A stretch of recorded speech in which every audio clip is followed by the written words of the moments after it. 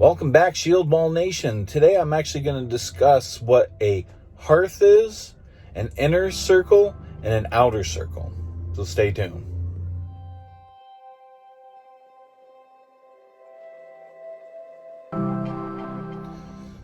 So when I talk about a hearth, an inner circle, and outer circle, I'm talking about the different levels of the friends, so to speak. So who you keep in your tight-knit circle and what those are. And this is how I define it for myself. And this helps me take care of ones closest to me and able to identify those. So we'll talk about three levels on how I categorize it. So before I even really delve deep in this video, I wanna make a preface on the fact that I use the word heathen, just because this concept is based off Germanic times. So when I speak heathen, it's not necessarily just saying only heathens believe in this concept and no one else is allowed to. I'm speaking to you as a whatever your belief may be, or whatever your past has brought you to this point, because it takes care of circle of friends. So when I say heathen, I'm not just speaking just to heathens, I'm speaking to everyone. So let's talk about the hearth. The hearth is the people living in your house. Close people living in your house. You may have your family, so say wife, kids, husband, whatever it may be, but then you may have a roommate. That could be just a close friend. I'm not considering those, but if your roommate is a brother, a sister, a close relative, then they'll be part of the hearth. And what that is, it's your very close relatives living under your roof that you break bread with, you share time and love with. So those are the closest ones you have to take care of. I mean, legally you have to take care of your kids, right? It's a mutual thing amongst just yourself as a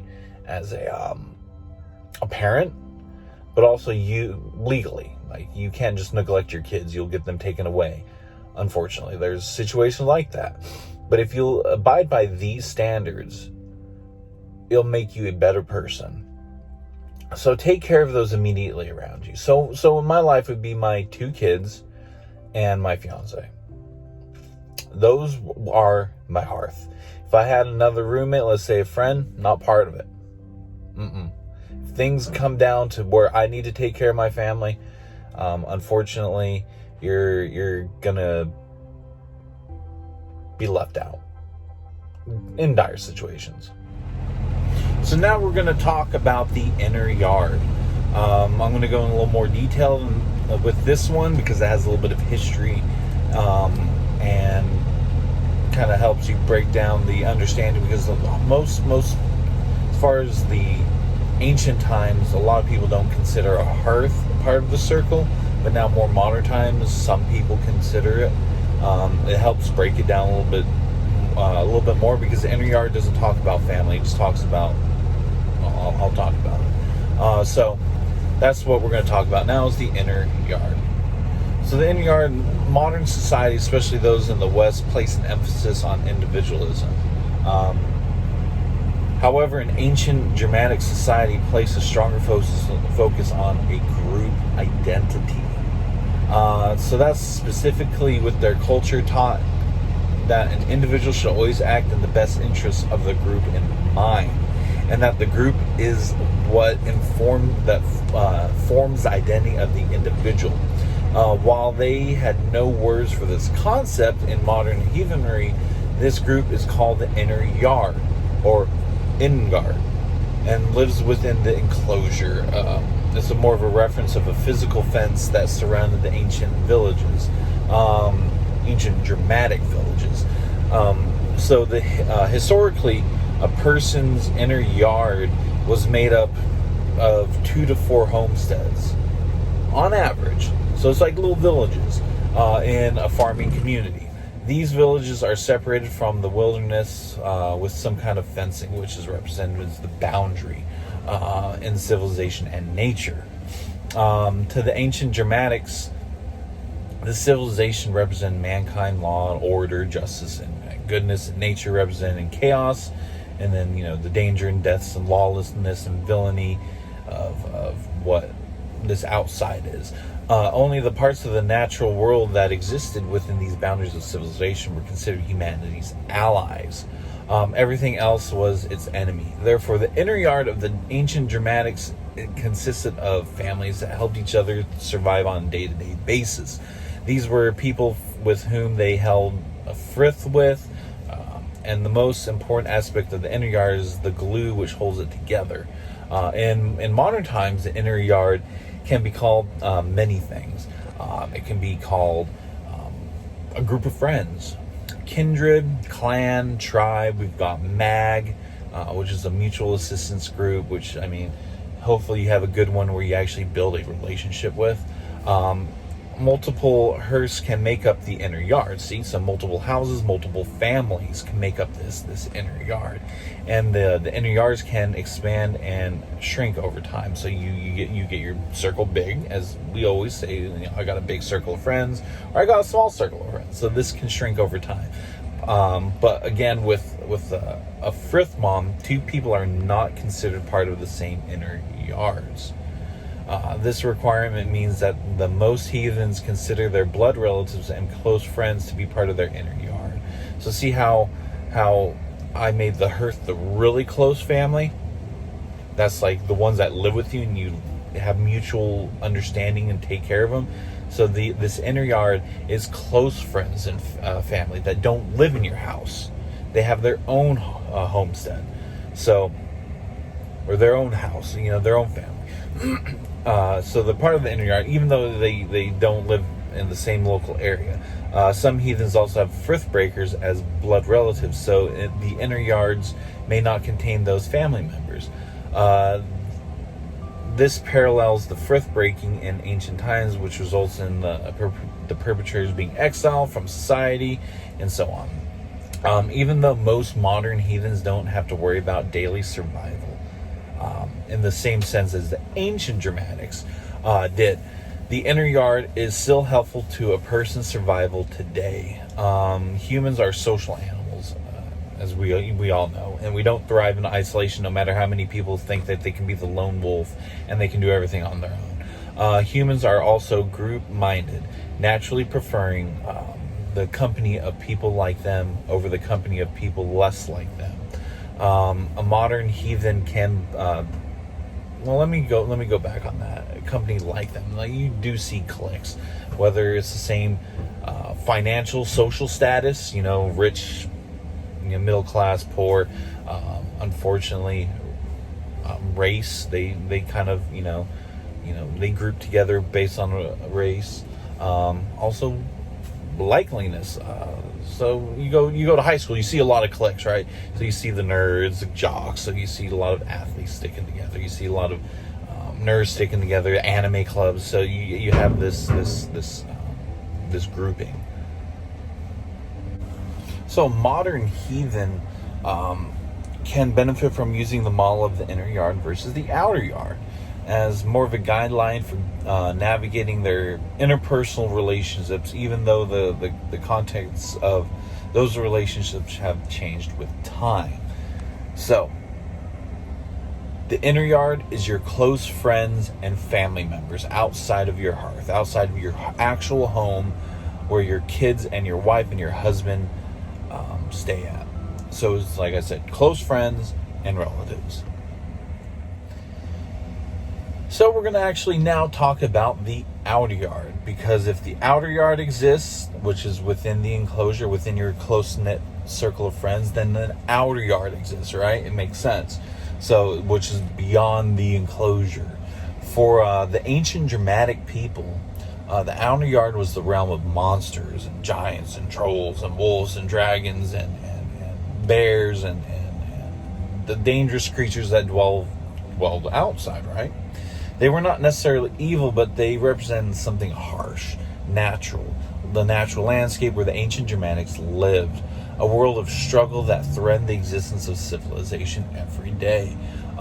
In our modern day, we are more knowledgeable of what exists in the world beyond civilization's borders, thanks to science, right?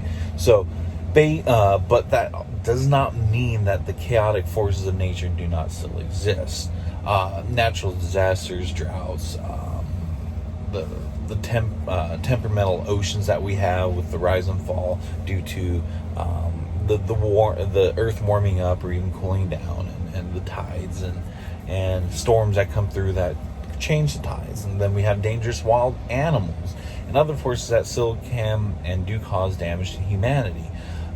Just like the ancient Germanics, the modern heathens should exercise caution when dealing with the natural forces of the outer yard.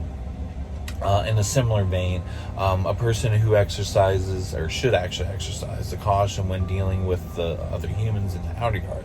After all, even though humanity exists as a civilization, people can still bring pain and chaos into other people's lives through violence and ripping people off and just being uncivilized, essentially.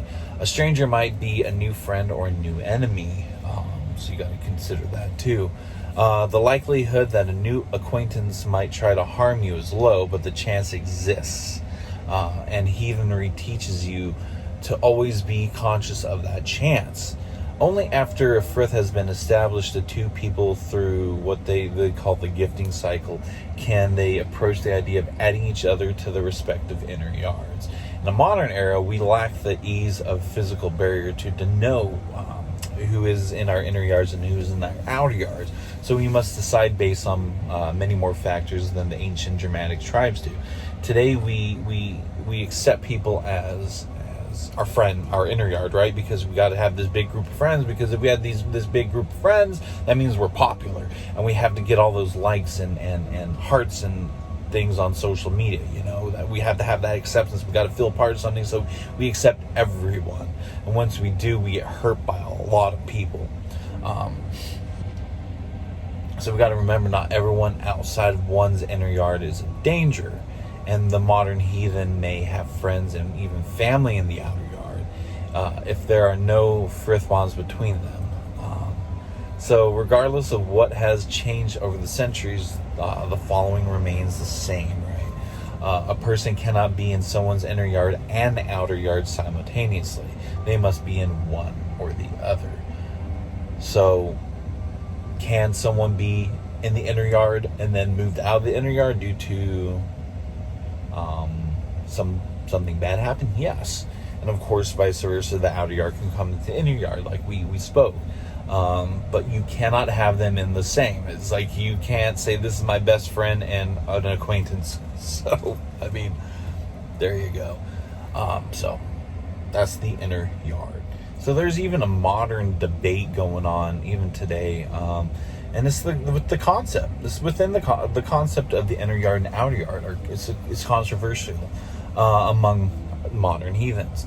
Some find them to be useful in describing the natural human tendencies towards grouping and group-mindedness, and then others believe that human nature is too complex for such a binary system, really. Still others suggest that because the terms inner yard and outer yard are modern inventions, because they are not attest to the words of ancient times, that heathens should not use them.